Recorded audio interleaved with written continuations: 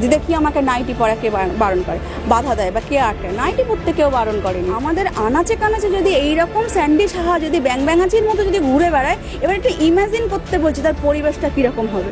ও sanitary napkin দিয়ে dress বানিয়ে সেটাকে পরে সেটাকে ও কন্টেন্ট হিসাবে নিল, কিন্তু সব কিছু কি খিল্লি করা যায়? সব কিছু কি নিয়ে কি কন্টেন্ট হয়? কি সব কিছু নিয়ে কন্টেন্ট মনে হয় না, হওয়াটা উচিতও নয়।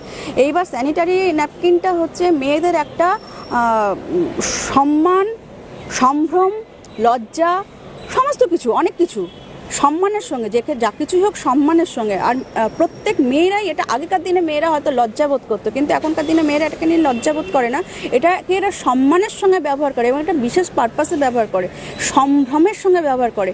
তো স্যানিটারি ন্যাপকিনটা যে পারপাসে ইউজ হয় সেই পারপাসটাকে ওভারলুক করে গিয়ে যদি এটাকে ড্রেস হিসাবে নিয়ে আসা যায়, তা সেইটা কি গ্রহণযোগ্য? এটা কি বার্তা দিচ্ছে? ওর মতো একটা বড় ক্রিয়েটার, ও তো অনেক বিচক্ষণ, আমি জানি। ও খিল্লি করতে পছন্দ করে, ও হাসি মজা করতে পছন্দ করে, আর ওটা ওর নেচারের মধ্যে পড়ে। ওটা নিয়ে কোনো আপত্তি নেই, ও অবশ্যই সেটা করুক, কিন্তু সব কিছুই কি কন্টেন্ট হতে পারে? আর তারপরে কন্ডোম দিয়ে ড্রেস বানিয়ে নিল। এইবার হচ্ছে আরও যা কিছু মেয়েদের ইনার পোশাক হোক বা ছেলেদের বা আরও যা কিছু, তো যাই পাচ্ছে তাই দিয়ে পোশাক বানাচ্ছে। কিন্তু ঘটনা হচ্ছে এইবার স্যান্ডিকে আমি এইটা বুঝতে রিকোয়েস্ট করছি যে তুমি একজন বড় ক্রিয়েটার, তুমি যখন কিছু ক্রিয়েট করছো, তুমি কোনো কিছু ভালো মন্দ যা কিছুই হোক, তুমি যখনই কিছু একটা পোস্ট করবে সেটা হবে ভাইরাল, হবেই হবে। কারণ যেহেতু তোমার ফলোয়ার্স অনেক বেশি, ভাইরাল রাতারাতি ভাইরাল হবে। এবার তোমাকে দেখে আরও 10টা স্যান্ডি তৈরি হচ্ছে।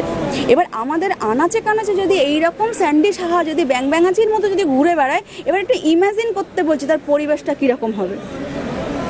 এখন তো বহু ছেলেরা নিজেরা ছেলেদের পোশাক ছেড়ে মেয়েদের পোশাক পরে ভিডিও বানাচ্ছে, সেটা তাদের কন্টেন্ট, শাড়ি পরছে, স্কার্ট পরছে বা যাই হোক মেয়েদের মতো সাজগোজ করছে। তো এইরকমই যদি স্যান্ডি সাহার ছোট স্যান্ডি, মানে জুনিয়র স্যান্ডি, ও যদি এল্ডার হয়, এরা যদি জুনিয়র, বাকিগুলো হচ্ছে জুনিয়র স্যান্ডি। তো এইরকমই যদি চারিদিকে যদি ব্যাঙাচির মতন যদি স্যান্ডি সাহা তৈরি হয়ে যায়, সেটা কি স্যান্ডি সাহার জন্য কি সম্মানের হবে? আমার তো মনে হয় ওর জন্য এটা সম্মানীয় হবে না। কারণ কি না, ও হচ্ছে মাস্টার, একটা স্কুলের ও হচ্ছে হেডমাস্টার, আর বাকিরা সব স্টুডেন্ট, ওরই হচ্ছে স্টুডেন্ট।